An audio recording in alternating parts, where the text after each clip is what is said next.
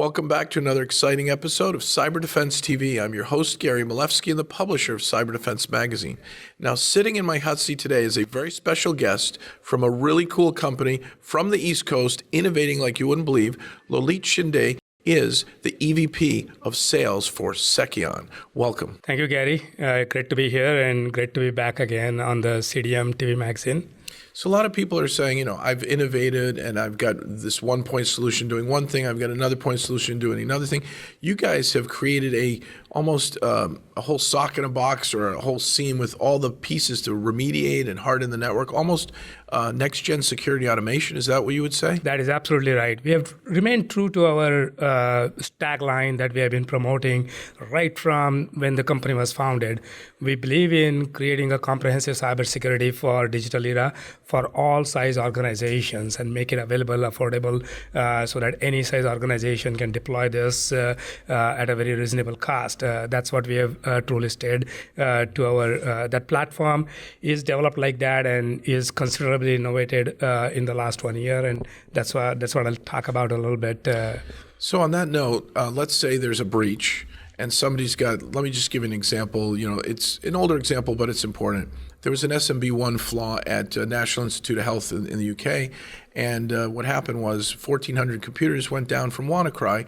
Why were they running SMB1? Would you have noticed that? Would you have remediated that? How does a Seceon solution work to solve that problem? Absolutely. I mean, not only we would have detected that, we would have actually prevented a lot of the things automatically. How would you prevent it automatically? Exactly. Yeah, that's a great question. So most of the times what happens is just investigating this takes the human effort a long time because you're looking at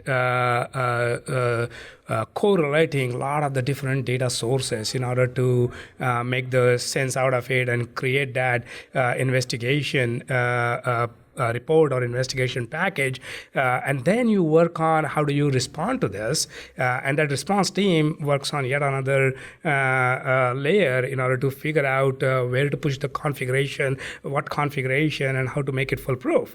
So by the time they do, it's late, right? By the time they figure. Exactly. So time-based security is I got to shorten the window. Anywhere the human are very intelligent, but the human factor makes a lot of the processes very slow.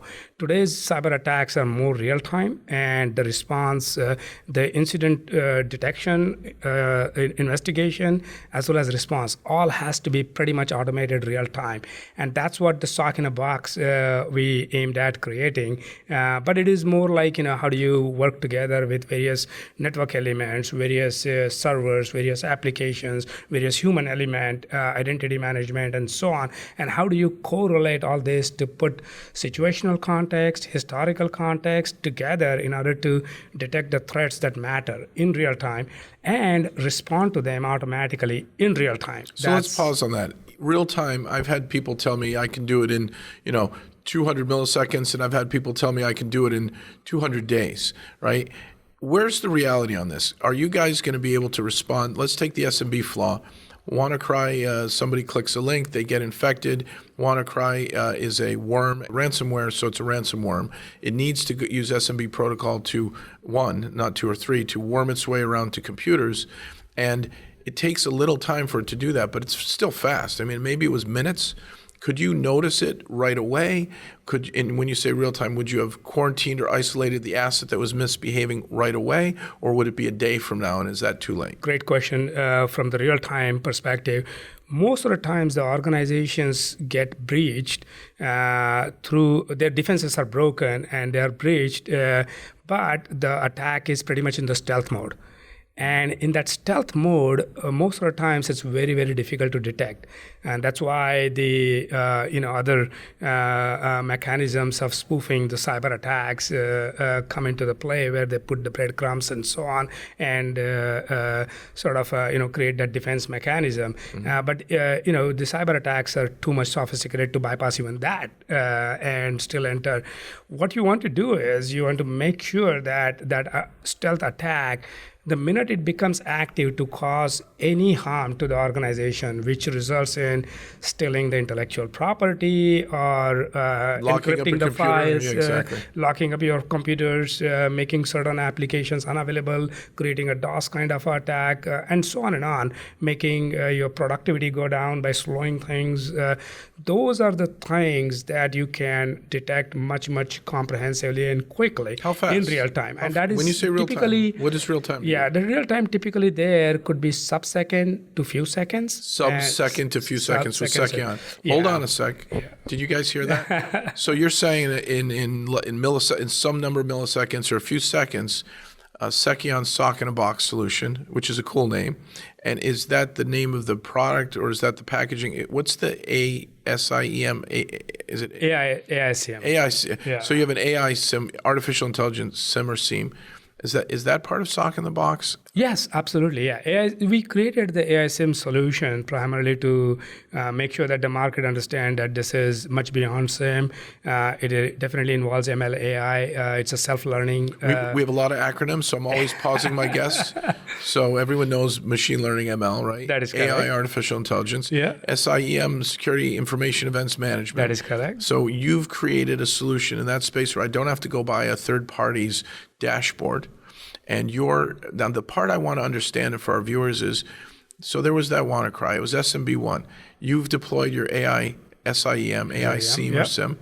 And are there agents on Windows and non-Windows computers? Because this was a Windows This is an attack. agentless solution completely. How are you doing this agentless? Yeah, that is correct. Agentless solution is because we can take all of the network traffic. We can look at how that computer is interacting with everything else, whether it is different servers, databases, applications, or external world, how it is interacting. And that's what we build. We build that profile of the computer, profile of the application, profile of the user, and in totality, we build a profile of the organization, how it is functioning. And so you create a fingerprint of the good use case of the organization. That is correct. And then when you notice the malbehavior, now is this signature based and are you updating? No, it is not at all. So the AI means it's heuristics, that it's is analysis, correct. it's a behavioral pattern. Yeah. Are you sharing these patterns over the cloud? How are we getting our AI SIEM updates from you so that my organization's getting the same intelligence as or is it confidential in my organization? So my AI learns its way and your AI learns that way. So there are two different things that we do, right? One is some of the AI is real-time, constantly learning from the organization's behavior. And there's also inbuilt threat models, which is how's the behavior of the most known cybersecurity attacks. The MITRE attack? The rise, do you have the MITRE attack framework? That is correct, yes. Yeah, MITRE framework is there as well. Great. And that, we show how different MITRE frameworks we cover within that sense. But so based on those threat models, you don't have to write the rules, and everything is sort of inbuilt. Did you just say you don't have to write the rules? That is correct. So you wrote the playbook. That is correct. I got a couple quick questions. It's deployed already. What are your favorite deployments without naming the customers, just so we understand the markets it's in, and can anyone afford it?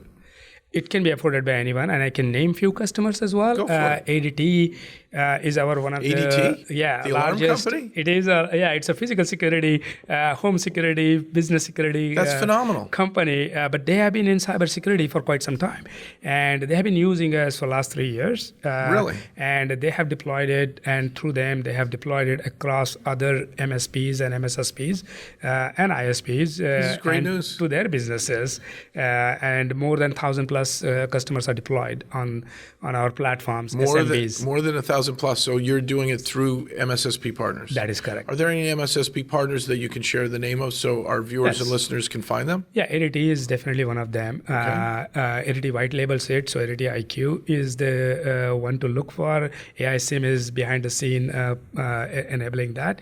The second is RFA. It's New York-based RFA. Financial MSSP. They use our platform and they haven't white labeled it at all, so you can easily find it. What's your tagline at Seceon? Just to share with our viewers. It is comprehensive cybersecurity for digital era. And check them out today. It sounds to me like they are one step ahead of the next threat using artificial intelligence, single pane of glass, agentless, which is shockingly good.